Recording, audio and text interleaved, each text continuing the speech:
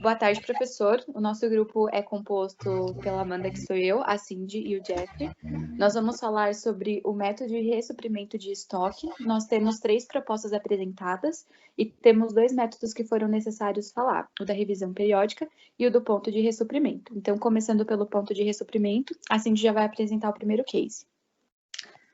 Boa tarde, prof, tudo bom?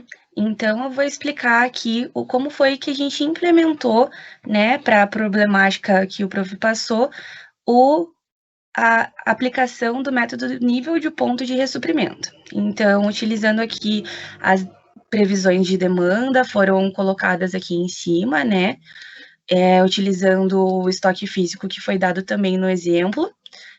Fomos colocando aqui de acordo com a lógica do método nível de ponto de ressuprimento, né? Calculando aqui qual que seria o ponto de ressuprimento a partir das fórmulas que foram passadas na aula, né? A gente conseguiu alcançar aqui 880 como sendo o ponto de nível de ressuprimento, né? Então, sempre que chega nesse ponto, tem que ser disparada uma ordem de compra, né? Que colocamos aqui como OC, e a gente considerou que o tempo de ressuprimento, né, que para chegar esse ressuprimento seria 1 mês.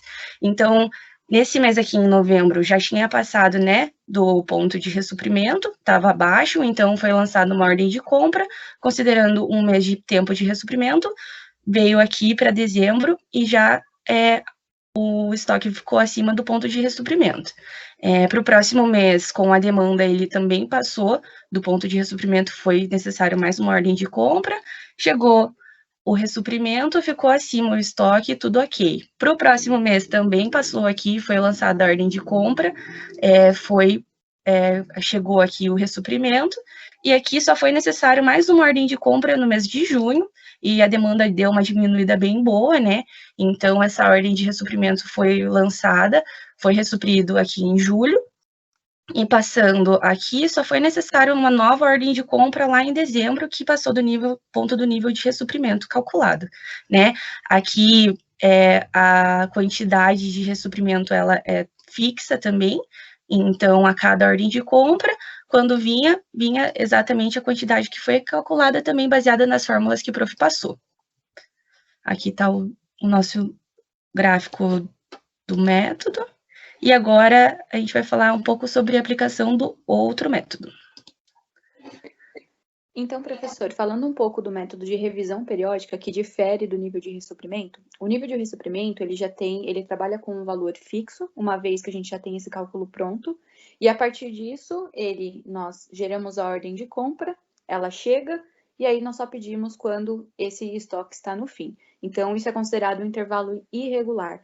Já para o método de revisão periódica, nós temos, como o próprio nome já diz, periodicamente disparos de processos de ressuprimento.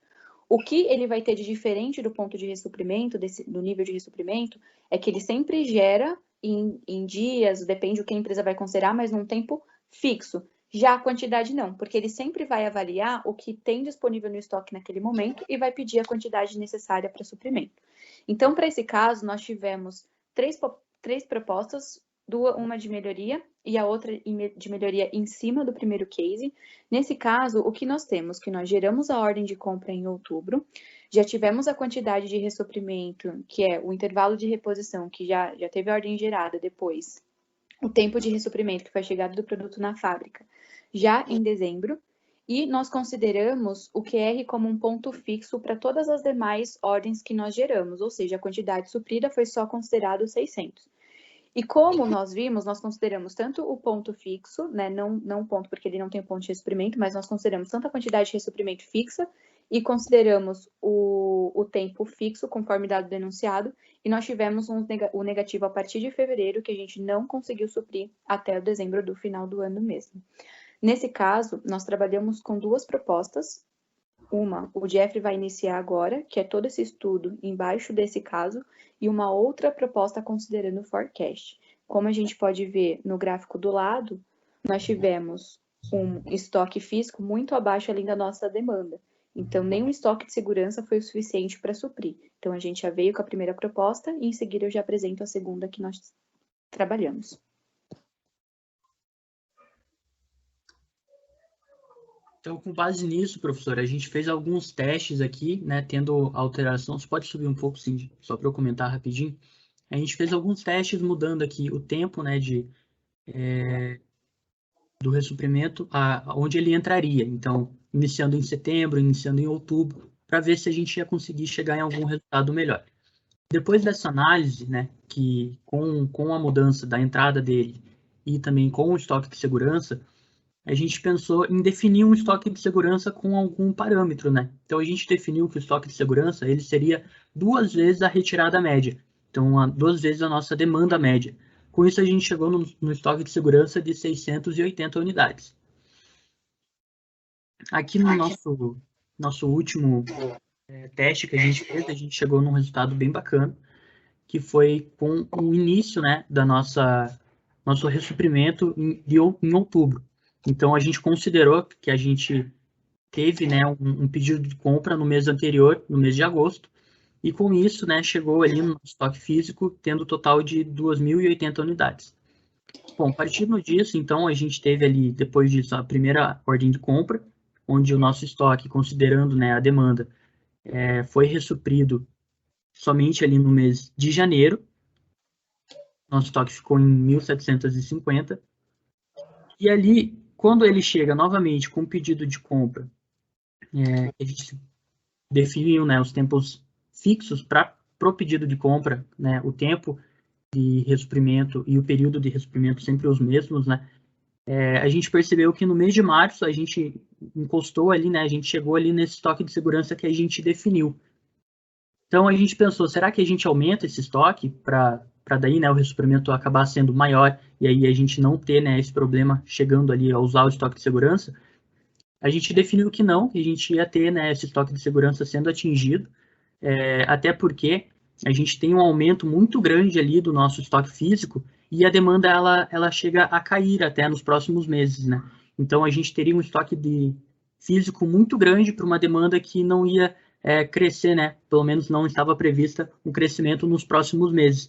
Então a gente assumiu, né, ter o risco ali do estoque de segurança ser atingido, até porque ele não entra tanto no estoque de segurança, e com isso ter uma demanda assegurada, né, o estoque assegurado, né, para as próximas demandas.